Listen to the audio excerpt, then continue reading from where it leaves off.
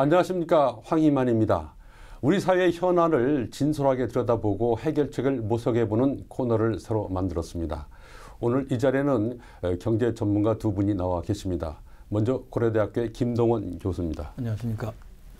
네, 숙명여대 신세돈 교수께서 나오셨습니다. 반갑습니다. 네, 오늘 주제는 한국 경제에 관해서 저희들이 살펴보도록 하겠습니다. 예, 한국 경제가 잘 나가는 거 아니냐, 뭐 이런 그 생각들을 하고 있는데, 김동 교수님 어떻습니까? 우리 한국 경제 현재를 보면은.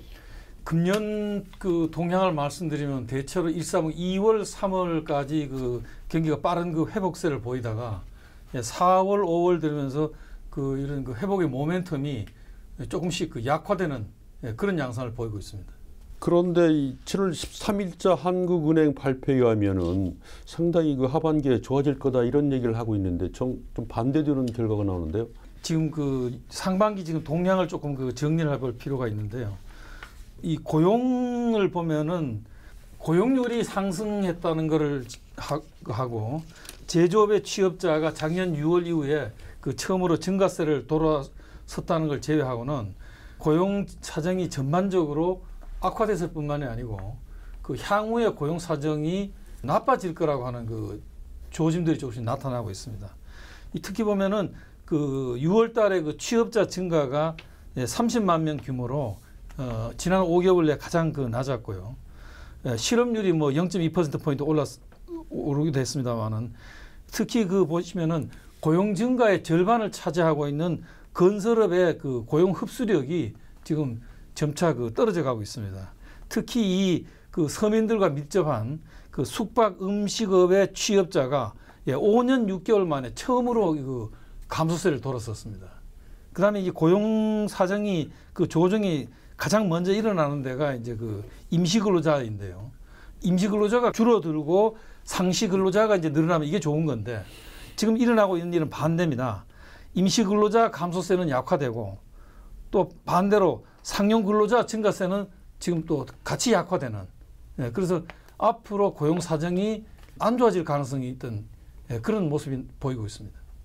그러면 최근 경제 동향을 이렇게 비춰볼 때 하반기 경제는 어떤 그 방향을 할 것 같은지 좀 전망할 수 있나요? 하반기를 보려면은 지난 상반기가 경제가 어땠는가를 보면 하반기 움직임을 우리가 전망을 할 수 있는데 아까 우리 김 교수님 이야기하셨지만 작년 말에 이제 촛불 사태로 들어가면서 이게 이제 탄핵이 되고 대통령 선거가 진행되는 2월, 3월에는 국민들의 기대가 굉장히 좋아졌어요. 그렇죠. 소비자 심리도 굉장히 많이 좋아지고 그래서 이런 것들이 이제 생산이나 소비에 상당히 굉장히 긍정적인 영향을 준 건 사실인데 요게 5월, 6월 넘어오면서 요게 한풀 팍 꺾인다는 것이 예를 들어서 생산을 보면요.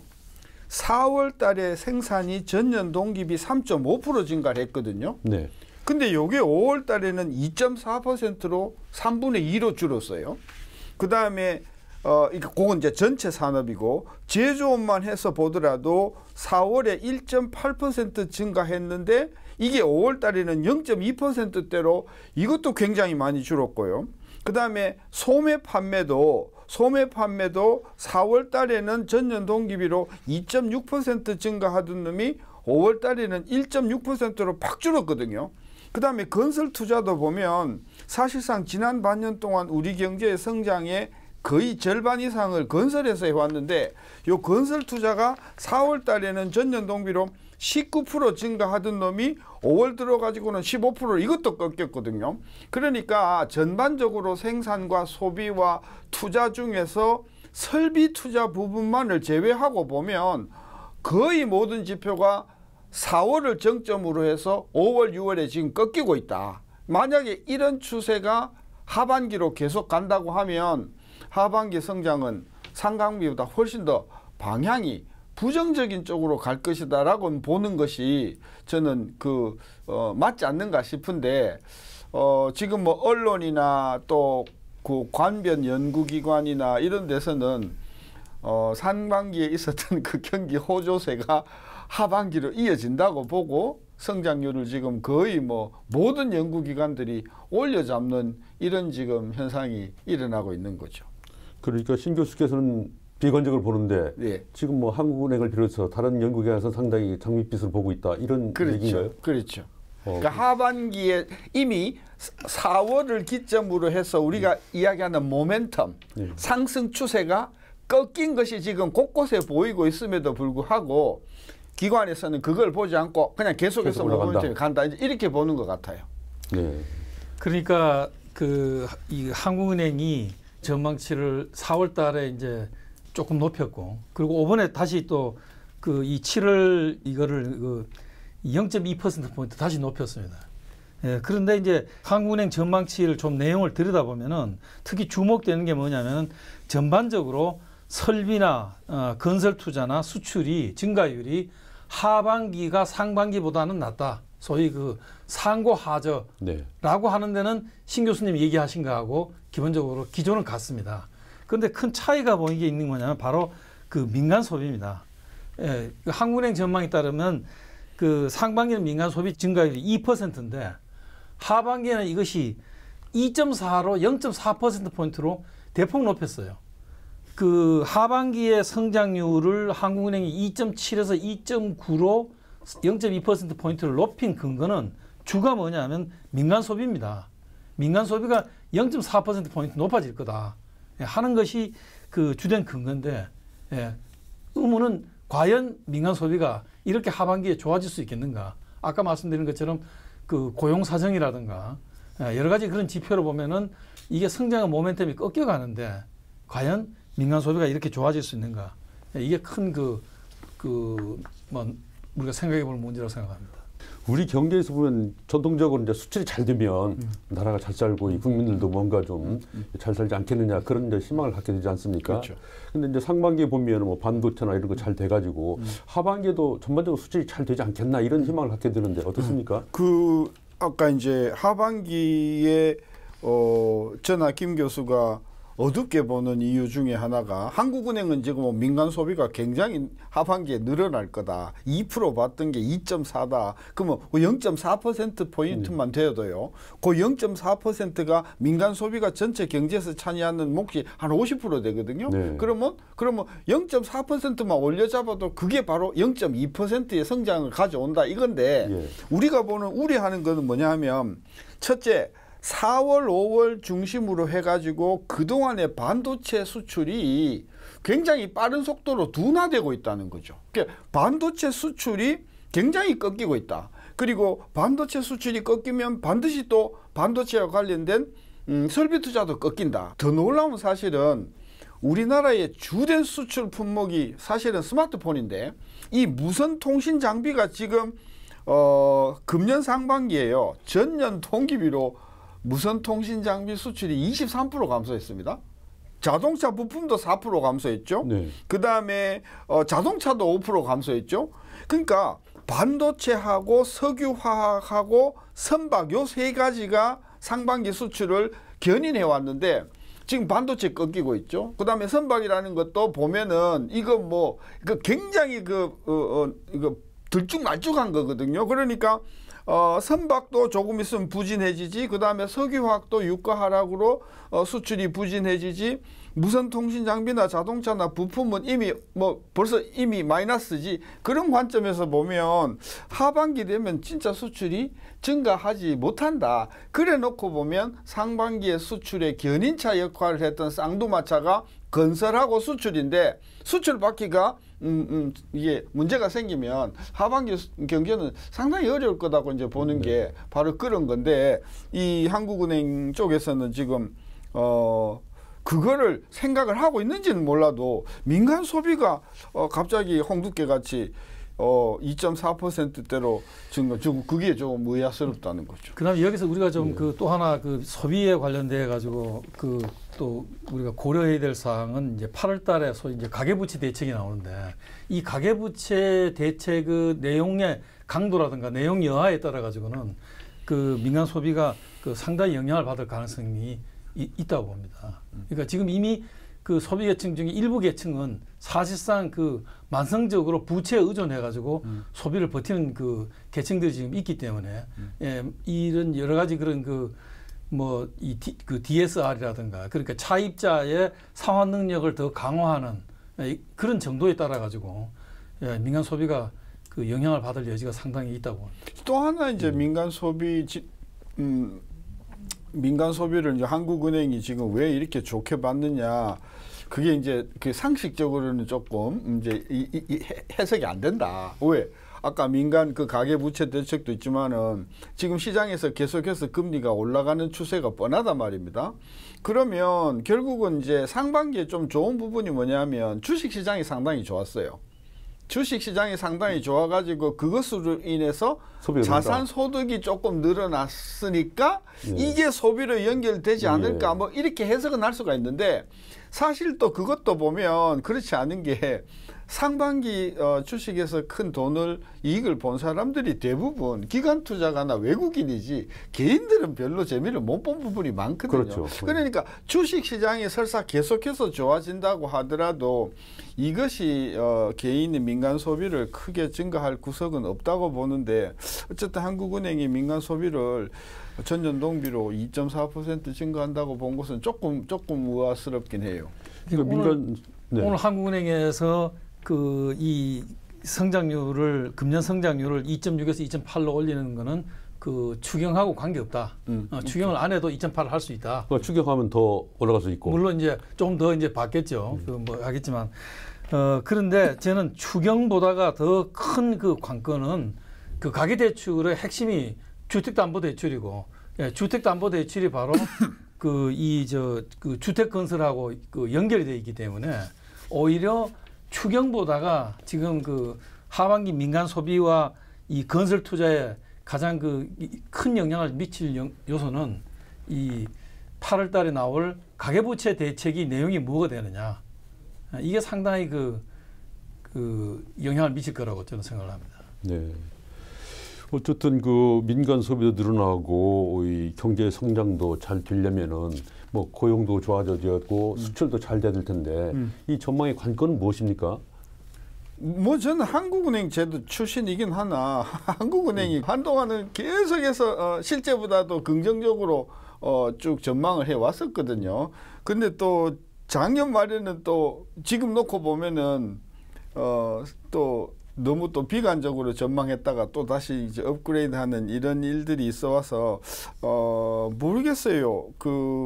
이게 들여다보면 설비 투자도 상반기 14%든 게 하반기 5%, 건설 투자도 상반기 10%든 게 하반기 3.7%, 수출도 상반기 4.3이던 게 하반기 2.7%. 이렇게 전반적으로 상당히 하반기를 어둡게 보면서도 유독 민간 소비가 살아난다라고 하는 것은 아까 추경을 효과를 포함을 안 했다고는 하지만 어쨌든 두고 봐야 할 것 같고요. 아까도 얘기했지만 키는 건설 투자거든요. 건설 투자인데 아까 우리 김동훈 교수님이 계속해서 이제 가계 부채 대책이 어떻게 나올 것이냐 이게 영향을 준다고 말씀하셨는데 이게 세게 내기가 힘든 부분이 있어요. 그 가계 부채 대책을 강하게 하는 차원에서 대출을 못 받게 하면 주택 분양을 못 받을 거 아닙니까? 주택 분양이 못 받으면 신규로도 건설이 안 들어가겠지만은 기존에 들어가는 물건들이 안 팔리게 되면 이게 상당히 경제에 어떤 주름살로 작용을 할 거기 때문에 정부로서는 건설을 살리자니 부채가 문제고 가계부채를 잡자니 건설이 문제고 그래서 지금 뭐 수출 부분은 별로 저는 신경을 쓸 여유가 없는 상황이 아닌가 이렇게 싶긴 한데 어쨌든 대통령 출범한 지 한 2달, 3달 지나가는데 하반기가 되면 진짜 문재인 정부의 말하자면 실력이 진검승부로 나타나는 그런 하반기가 될 것 같습니다. 그 수출이 잘 된다. 그리고 경제가 나아지겠다 하는 전망은 경제가 이제 우리 경제뿐만 아니라 세계 경제하고 이제 연관돼 있지 않습니까? 그렇죠. 그럼 세계 경제가 좀 좋아지니까 우리도 수출 많이 좀 괜찮아지겠다. 뭐 그런 전망이 있는 건가요? 근데 그 세계 경제도 보면 첫째 미국 경제는 뭐 작년이나 금년이나 별 차이 없어요. 그 다음에 유럽 경제가 조금 나아지는가 싶긴 한데 중국 경제는 또 계속해서 안 좋아지잖아요. 그럼 전반적으로 보면 세계 경제가 뭐 한국의 수출을 그냥 획기적으로 증가할 수 있을 만큼 경기가 좋아지는 것은 아니다. 따라서 현재로서는 세계 경제는 한국 경제의 변수가 별로 되지 못한다. 저는 그래 놓고 보면 결국은 수출의 관건은 세계 경기보다는 환율 요인인데, 환율이 최근 들어와가지고 일본 행화가 상당히 빠른 속도로 달러에 대해서 약세가 된단 말입니다. 근데 우리나라 환율은 또 달러에 대해서 강세란 말입니다. 네. 그러니까 한국은 달러에 대해서 강세고 일본은 달러에 대해서 약세니까 일본의 수출 경쟁력이 굉장히 커지면서 오히려 우리 수출에 영향을 주는 것이 예. 하반기 되면 본격적으로 나타난다. 예. 그러니까 그걸 막으려면 지금서부터 선제적으로 그런 대책이 나와야 되는데, 지금 현 정부는 뭐 워낙 뭐 손대는 일이 많아서 그런지 몰라도 지금 수출 이야기 뭐 거의 나오지 않지 않습니까? 수출 잘 되고 있다라고만 생각한 걸 보면은 수출 일단 대책은 뭐 별로 없는 편이고, 오로지 일자리인데 일자리도 그렇고. 특히 이 문재인 정부에 들어와서는 소위 그 바르게 한다는 얘기를 많이 하지 않습니까? 근데 이게 경제를 놓고 보면 작년에 성장률이 2.8인데 이거는 그냥 2.8이 아니고 이것의 2.8% 성장률의 절반은 건설덕이거든요. 네. 예, 그리고 그 건설은 그냥 한 게 아니고 바로 이 가계부채를 통해서 이 주담대로 그 백업을 해줬기 때문이라고요. 예, 그러니까 지금 새 정부에서는 그러면 과연 그 앞에 있었던 박근혜 정부에서 해왔던 부채주도 성장의 틀을 그대로 이어갈 건지, 예, 그런 이 부채의 문제가 가계부채 대책을 세우면서 더 이상 이렇게는 경제를 끌어갈 수 없다. 예, 그러면 그 부채의 증가 속도를 떨어뜨리면 그 얘기는 동시에 말하자면은 주택 건설이 둔화될 수밖에 없고, 주택 건설이 둔화되면 주택 건설 둔화로 인한 그런 그 고용의 감소라든가 소비의 감소, 이런 게 연쇄적 영향을 미치거든요. 그러니까 그런 대가를 치르고라도 우리의 그 경제의 구조를 장기적으로 바르게 세워야 된다. 예, 그럴 건지 아니면 뭐 말만 그렇게 하고 내용적으로는 지금 현재 이 고용의 절반 또 성장의 절반이 건설에 있으니까 계속 부채주도 성장을 끌어갈 건지, 저는 굉장히 아까 신 교수께서 하반기 되면 시금석이 될 거라고 했는데, 예, 그런 면에서 이 하반기에 특히 8월의 대책이라든가 이게 이제 또는 내년 예산이라든가 여기에서 전 정부의 이 부채지도 그 성장의 틀을 완전히 이제는 벗어날 건지, 예, 아니면 계속 그것에 신세를 질 건지, 저는 아주 심각한 선택의 기로에 있다고 생각합니다. 박근혜 정부 마지막 2015년, 16년 2년 동안에 한국 경제를 주도해온 것은 아까도 이야기했지만 건설, 그다음에 부채에 의한 건설로 인한 아파트, 네, 이런 거거든요. 그러니까 그것이 이제 여태껏 2.8% 성장을 이제 해오면서 여러 가지 이제 부작용을 이제 낳기 시작했는데, 문재인 정부가 이 부분에 대한 명쾌한 입장이 없어요. 그러니까 이 길로 가면 이게 한 2, 3년만 더 진행이 되면 진짜 한국 경제는 가계부채 문제가 터져서가 아니고 건설의 어떤 과열지속에 따르는 어떤 그런 심각한 후유증에 따라서 하루빨리 어떤 그런 건설 부채에 근거한 건설 경기에서 탈피해서 제조업 중심의 경쟁력 중심의 수출 중심의 이 궤도를 갈아타야 되는데, 그래 하려면은 집권 초기에 지지율이 높을 때 그걸 선언을 하고 빨리 갈아타야 되는데, 지금 계속해서 지금 인사 문제하고 추경 문제에만 붙잡혀 있다 보니까 진짜 중요한 핵심의 문제를 지금 다루지 못하고 있다. 예, 그렇다면은 좀 본격적으로 좀 한 2달 정도 됐나요? 문재인 정부 출범한 지가. 네. 그러면 문재인 정부 2달간의 경제 정책을 한번 전반적으로 한번 평가를 좀 해볼까요? 어떻습니까, 김동현 교수님? 저는 지난 2달 사이에 보여준 모습은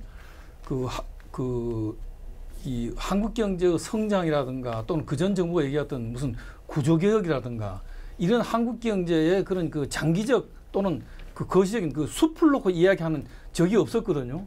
가장 많이 쓴 이 문재인 정부 들어와서 가장 출세한 단어가 일자리 아닙니까? 그렇죠. 예. 그러니까 아주 일자리라든가 그다음에 그 지금 나오는 그 최저임금제 문제라든가 이런 뭐 그것이 지엽적이라고 할 수는 없습니다만 어쨌든 하여튼 숲보다는 그 개별 사안을 가지고 이야기를 했지 전체적으로 성장을 어떻게 할 건지 그 앞으로 이런 이 경제 운영의 틀을 어떻게 할 것인지는 얘기를 한 바가 없거든요.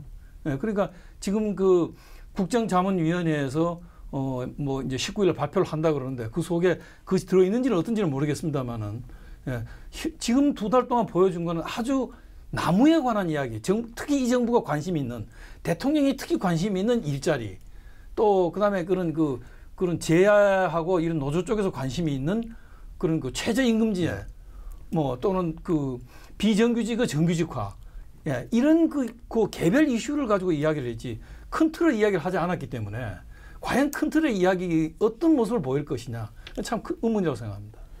좀 더 이건 잘된 정책이다 이렇게 평가할 만한 그런 정책은 있나요? 이제 저는 이제 또 다른 각도에서 이제 아까 김동훈 교수님은 큰 그림, 거시적인 그림, 앞뒤가 잘 얽혀서 움직이는 그런 거시적인 게 없고 아주 지엽적인 거를 이제 강조를 많이 했다. 이제 저는 다른 각도에서 이제 또 다른 각도에서 그 비슷한 말씀을 드리면 저는 문재인 대통령의 그 취임사를 보고 사실 감명을 받았어요. 진짜 취임사는 멋있었어요. 네. 완전히 헌법적이고 사람 중심이고 경제 민주화고 정말 아름다운 총론을 그렸어. 그러니까 첫 장은 굉장히 화려한 거예요. 근데 그 다음 장을 딱 넘겨보면 이게 강론이 없는 거예요. 네. 그러니까 아까 김 교수님이 지적하신 대로 예를 들어서 뭐 최저임금 10,000원 굉장히 이것이 한쪽에서는 박수 칠 만한 일이지만 또 다른 한쪽에서는 굉장히 생사가 걸린 첨예한 이념이 대립하는 문제 아닙니까? 그렇죠. 이런 문제도 있고요. 그 다음에 뭐 지금 그 여러 가지로 그 프랜차이즈의 문제라든지 우리 한국 사회에 곳곳에 스며 있는 그런 어떤 비개혁적인 요소를 이렇게 적폐를 청산한다는 면에서는 굉장히 시원하긴 하나 이것이 도대체 무슨 성장에 기여를 하며 이게 무슨 일자리에 기여를 하며 이런 차원에서 보면은 정책들이 서로 이렇게 연결되지 않고 그냥 툭툭 던지는 이런 정책들이 너무 많다. 지금 말씀하신 그 대표적인 그 문제가 뭐냐면 일자리를 만들게 하고 최저임금을 인상하는 문제가 서로가 부딪히거든요. 그렇죠. 예, 심지어 지금 그 요식 음식업 쪽에는 이걸 10,000원을 하면은 뭐 고용이 16%가 줄 거다. 이 음식 산업에. 네. 지금 그런 얘기를 지금 하고 있거든요. 그러니까 이 경제라고 하는 거는 우리가 그냥 어떤 이념적으로 그러니까 지금까지 정말 재대접을 못 받은 국민들이 대접을 받게 하겠다. 정말 좋은 일이죠. 그러면 지금까지 못 받은 이유가 그러면 그 자원을 가지고 있는 사람이 인색해서 그런 거냐. 뭐 그런 면도 있을 수 있겠지만 복잡하게 얽혀있는 경제의 어떤 흐름이라는 게 있는 거거든요. 그런 마음이 따뜻한 정부가 들어왔다 그래서 그 경제 흐름이 이제부터 따뜻하게 흘러가지는 않는다는 겁니다. 네. 복잡한 거래 단위를 넘어갈 때마다 복잡한 이해관계가 얽혀 있기 때문에 예, 이 전체의 복잡한 얽기를 무시하고 일자리도 늘리고 최저임금도 올리고 그렇게는 안 된다는 거죠. 그러니까 저는 비유를 하자면 수족이 찬 거예요. 예. 수족이 차다. 그럼 분명히 이유가 있을 것 아니에요. 그 수족이 찬 원인이 따로 있는데 발만 뜨거운 물로 데핀다고 되냐. 또 몸이 막 손발이 부어요. 그럼 원인이 분명히 딴 데 있을 것인데 손발이 부었다고 얼음찜질을 손에 한다고 문제가 없어지는 게 아니다. 저는 그런 차원에서 아까 최저임금이 작고 그다음에 소영세업자가 타격을 많이 받고 이런 모든 한국 사회에 있는 경제적인 어떤 그런 문제들이 그 근본적인 어떤 그런 원인이 있음에도 불구하고 그 어떤 근본적인 원인을 접근하지 않고 그냥 증세가 나타나는 것만 가지고 칼로 도려내듯이 접근하게 되면 한 1년도 안 가가지고 사람들 전체 피곤하고요. 둘째로는 그다음에 효과도 없고요. 제가 아까 그 숲과 나무를 말씀드렸는데 어떤 그 생태의 숲을 만들 것이냐 하는 큰 그림이 없이 꼭 들어가서 관심 있는 그 나무, 이 나무는 이렇게 자라고 이 나무는 그럼 그렇게 아까 말씀드린 시간이 좀 지났습니다. 이 정부가 뭐 1년이 얼마 지나면 그럼 과연 경제 전체 모습이 어떻게 될까요?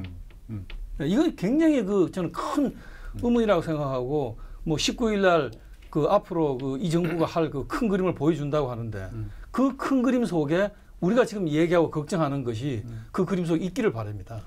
그러니까 이제 전체적인 큰 그림 없이 각 부분별로 좋은 그림만 그려 놓았지 전체 조화는 상당히 지금 보면 언발란수다. 아직 사실은 정부가 출범한 지 2달밖에 안 됐기 때문에 지금 큰 그림을 만들어내겠다는 거예요. 예. 지금 국정자문위원회에서인가는 이제 조만간 어떤 100대 가지하고 뭐 이렇게 낸다는 거예요. 물론 이제 그걸 보고 이제 이야기를 해야 되겠지만 아직까지도 이제 그게 안 나와서 우리가 뭐라고 평가하기는 조금 이르지만 지금까지 어떤 그런 해오는 것을 보면 조금 이렇게 걱정이 되면서 좀 준비를 철저히 해줘야 되겠구나 하는 생각을 많이 하는 거죠. 그러니까 이제 큰 그림을 그린다면은 되게 이런 부분에 더 역점을 주면 좋겠다. 뭐 이런 관점들이 있습니까? 저는 이 정부는 정말로 성공해야 하는 정부입니다. 예. 왜 그러냐면은 거의 그러니까 김대중 정부는 DJ 정부는 소위 그 외환 위기를 극복하는 게 이제 시대적 과제였거든요. 이제 그러고 다음에 이제부터 이제 노무현 정권부터 시작해서 노무현 정권, MB, 박근혜 이렇게 해서 이 지난 거의 14년 동안에 우리 경제는 근본적인 우리의 잠재 성장력을 키우는데 거의 이 손을 놓았습니다. 그래서 보시면은 정권이 바뀔 때마다 성장률이 평균적으로 1%포인트씩 떨어집니다. 계속 1%씩 떨어집니다. 그러니까 그 추세로 이번에 또 이제는 거의 완전히 이제는 아마도 1% 후반대나 2% 언저리에 가는 게 그런 모여 있거든요. 그러니까 지금 문재인 정부는 과거 13년 동안 우리의 성장 잠재력을 키우는데 게을리했던 그 과거의 부채, 밀린 숙제, 거기다가 앞으로 이런 이 저성장 고령화 사회의 도래에 준비해야 되는 미래에 대한 숙제, 이 틈새에 있는 거거든요. 그렇기 때문에 이런 시대적인 이런 메가 트렌드에서 이 정부가 어떻게 역사적으로 평가받을 정부가 그 역할을 어떻게 했다 하는 큰 그림에 대해서 투철한 인식을 가지고 문제를 대응해야 되지. 나는 이것에 특별히 관심이 있어.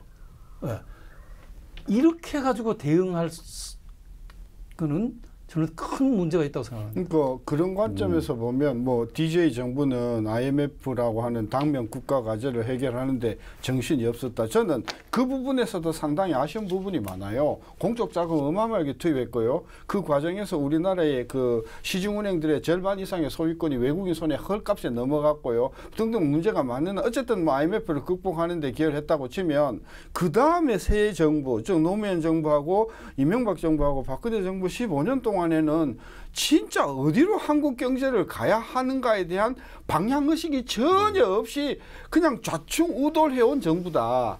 특히 박근혜 정부 4년 동안에는 성장률이 빠른 속도로 가장 낮게 떨어지고 있었으면 이 문제의 핵심 원인이 뭔가 보고 들이대야 되는데 그냥 금리 낮추고 그다음에 돈 풀고 건설 띄우고 해가지고 모든 이전 부작용을 그때 창출했거든요. 이거를 다시 주워 담는 데만 해도 3, 4년은 걸린다고 보면 진짜 문재인 정부는 성공하고 싶어도 주어진 어떤 그런 유산이 너무나 안 좋은 게 많아서 어려운 부분이 저는 좀 이해가 좀 되기는 돼요. 어떤가요? 정치라는 것은 이제 국민들의 표를 받아야 되기 때문에 우선 단기적인 효과를 거둬야지만이 정권이 이제 지지도 받고 또 그 지지 위에서 뭔가를 펼칠 수 있지 않습니까? 단기적인 효과를 낼 수가 없죠. 왜냐하면 박근혜 정부가 이미 건설 다 띄웠고요. 금리 낮출 만큼 낮춰서 이제 거꾸로 올려야 되는 상황이죠. 그다음에 수출도 뭐 여러 가지 어떤 그런 석유 가격이라든지 이런 걸 해가지고 잠깐 좋아졌긴 했으나 하반기 되면 또 이제 어려워지죠. 그러니까 결국은 지금 문재인 정부가 남은 카드는 재정을 가지고 경제를 살리는 마지막 수밖에 없다. 네. 이런 관점에서 보면은 참 애처롭기는 한데 지난 새 정부가 좀 왜 그때 좀 잘해서 좋은 국가를 물려줬으면 하는 생각이 있긴 있으나 어쨌든 저는 문제의 핵심은 그래도 제조업이고요. 그래도 경쟁력이다. 그리고 제조업과 경쟁력은 정부에서 나오는 게 아니고 민간 부분에서 나온다. 저는 그런 관점에서 또다시 우리가 조금 좀 제조업과 경쟁력과 민간 부분의 어떤 그 활동성을 아주 쉽게 말씀드리면 허구였지만 MB 정부는 747을 얘기했지 않습니까? 7% 성장. 박근혜 정부는 바뀌면 7이 4로 떨어져요. 네. 예? 뭐 473가 뭐 해가지고 4%로 떨어집니다. 예. 그러니까 어떻게 7이 4로 떨어졌죠? 예, 이게 뭘 의미합니까? 우리 경제가 그만큼 속골병이 들었다는 겁니다. 지난 14년 동안. 그 점에서부터 지금 우리가 시작하는 거예요. 이 문재인 정부가. 저는 문재인 정부가 아까 그 말씀하셨던 것처럼 이 문제에 대해서 투철한 인식을 가지고 시작을 해야 됩니다. 우리 경제는 지금 멍들어 있습니다. 예. 과거로부터 멍들어 있을 뿐만 아니라 미래에 대해서 소위 그 고령화 시대라고 하고 있는 엄청난 지금 말하자면 절벽을 앞에 두고 지금 있는 거거든요. 그렇다면은 현실을 직시하고 문제점이 이렇다. 그러니 이제 국민들 앞에 뭐 지지받겠어 장밋빛 그림만 그릴 게 아니라 상당한 고통이 있고 어려움이 있다. 이런 얘기를 더 정부가 더 나서서 얘기해주고 그러니까, 국민들한테 이해를 구해야 된다. 뭐 그런 논지인가요? 그러니까 뭐 독일로 말하면은 2003년에 소위 시로도가 보여줬던 이렇게 하면 독일 굉장히 망한다. 예. 이런 그런 대전환 전략이 나오지 않으면 저는 굉장히 낙관하기 어려울 거라고 생각합니다. 그러니까 이제 첫 번째로 우리가 조금 한국 경제가 안고 있는 그리고 과거 정부가 키워왔던 병폐의 첫 번째 저는 폐단이 가계부채잖아요. 네. 이 가계부채는 지금 뭐 이게 뭐 저는 가슴이나 뭐 심장에 생긴 그런 종양은 아니나 어쨌든 다리나 굉장히 치명적이지는 않으나 우리 경제 굉장히 부종이다 이 말이에요. 그러면 이것을 잘라내야 되거든요. 근데 잘라내면 피도 나고 체중도 감소하고 한 4, 5년 동안은 경제 성장이나 한국 사회에 굉장히 어떤 정치적인 어떤 그런 충격을 자, 이거를 끊고 한국 경제의 어떤 재생과 경쟁력을 위해서 끊을 수 있는 용기가 있는 정부냐? 그러지 않고 정치적으로 좋은 게 좋으니까 덮고 넘어가서 이 종양 문제를 계속해서 이 정부가 키워가면 갈수록 우리 미래는 저는 점점 더 어려워진다. 따라서 끊고 가는 관점에서 좀 과감한 어떤 그런 가계부채 대책이 나와서 정리를 하고 넘어가는 게 한국 경제의 장기 성장의 첫 번째 저는 기본 명제가 아닌가 저는 싶은데 그 부분이 이제 8월 때 어떤 대책이 나오는가가 좀 지켜봐야 되겠어요. 환부를 과감히 도려내고 아픔을 다 감내를 하자. 이런 공감대가 있어야 되겠군요. 지금 말씀하셨던 것처럼 그런 아까 부었다고 하는 거 그 영향 때문에 지난 몇 달 사이에 서울의 집값이 얼마 올랐습니까? 웬만한 동네에는 집값이 1, 2억이 다 올랐거든요. 그러니까 이렇게 분배 문제를 중시하고 이런 균등화를 지향하는 이 정부가 들어서 가지고 2달 동안 국민에게 준 선물이 뭐냐? 예. 이 정부가 한 건 아니지만 시장의 작용은 엄청나게 빈부의 격차 문제를 확대시켰습니다. 이게 시장입니다. 이건 이 정부의 전혀 의도가 아니거든요. 그러나 2달 동안 어물쩍 하는 사이에 시장은 이미 정한점 갔습니다. 예. 앞으로 이 정부가 세금하고 어쩌고 해서 지난 2달 사이에 이 부동산 가격의 변화로 인한 그 빈부격차 확대를 그거 해결할 수 있을까요? 저는 그것도 못할 거라고 생각합니다. 시장이 그렇게 무서운 거거든요. 그렇죠. 경제는 시장에 돌아가는 그 논리대로 가는 건데. 예. 그럼요. 우리 환부 문제도 있습니다만 앞으로 우리가 좀 더 경제가 체질을 강화하려면 어차피 이제 경쟁력을 이제 써야 되는 거 아닙니까? 그렇죠. 그렇다면은 큰 대기업의 경쟁력도 중요하지만 그렇죠. 중소기업의 경쟁력이 좀 살아나야 그렇죠. 일반 서민들도 그렇죠. 큰 영향을 받을 수 있을 텐데. 그러니까 답은 대부분이 그걸 지적하고 있습니다. 대한민국의 대기업은 더 이상 성장을 해도 한국 경제에 기여하는 바가 별로 없다. 네. 그러면 한국의 결국은 중견, 중소, 영세 기업들이 한국 성장의 견인차가 되어야 되는데 그 사람들이 경쟁력이 있어줘야 된다. 그러면 그 중소, 중견, 영세 기업이 경쟁력이 있으려면 어찌해야 되는가? 여러 가지가 필요하죠. 첫째, 대부분의 중소, 영세 기업들이 자본력이 딸린단 말이에요. 영세하단 말입니다. 그럼 어떻게 하면 자본력을 키워줄 것인가? 아니면 금융이나 자금이 있는 사람들로 하여금 중소 중견기업에 자본을 대어줄 수 있는 채널을 뚫어주는 어떤 제도가 뭐가 있겠는가? 이거 우리가 생각해야 되고요. 그 다음에 중소 영세기업들이 가지고 있는 또 문제가 뭐냐면 이 부분들의 경력이나 능력이나 이 개인적인 어떤 소양들이 상당히 국제 경력이 떨어진단 말이에요. 그럼 그분들을 교육도 시켜야 될 것 아닙니까? 그래서 교육도 해야 되고 자본력도 키워줘야 되고 또 규모가 너무 작으니까 구조조정을 통해서 너다섯 개가 서로 뭉쳐가지고 좀 더 큰 기업으로 전환할 수 있는 구조조정 다양한 방법이 있다. 따라서 이 정부가 정말로 한국 경제의 새로운 도약을 모색하는 정부라고 하면 저는 중소기업, 중견기업, 영세기업을 구조적으로 탈바꿈 시켜줄 수 있는 대변화, 저는 이 부분을 좀 신경을 많이 써야 된다고 봐요.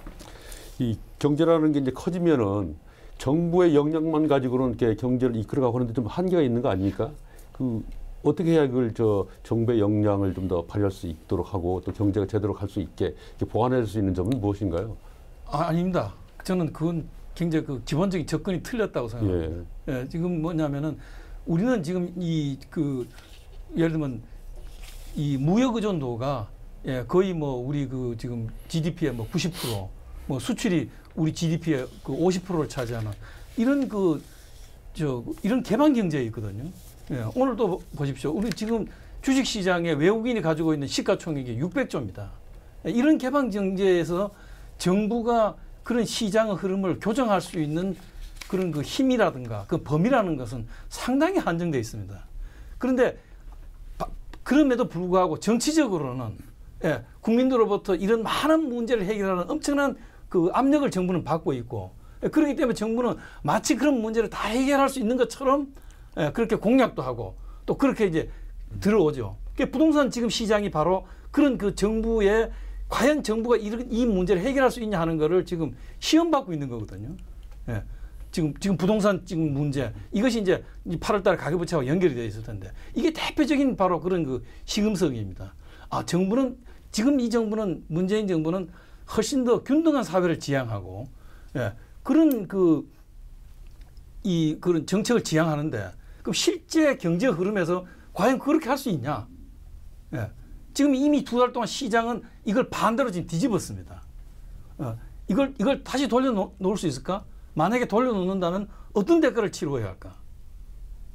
여기에 이제 정부가, 문재인 정부가 엄청나게 어려운 지금 숙제를 안고 있는 겁니다. 한국 경제가 장밋빛으로 그려지고 있습니다만은 강론에 들어가 보면 여러 가지 어려운 점이 많이 있습니다. 정부에서는 강론을 잘 파인 튜닝해서 큰 그림 그릴 수 있는 경제 정책을 내놓아서 국민들을 안심시키는 방향으로 나가줬으면 좋겠습니다. 오늘 순서 여기서 마칩니다. 고맙습니다.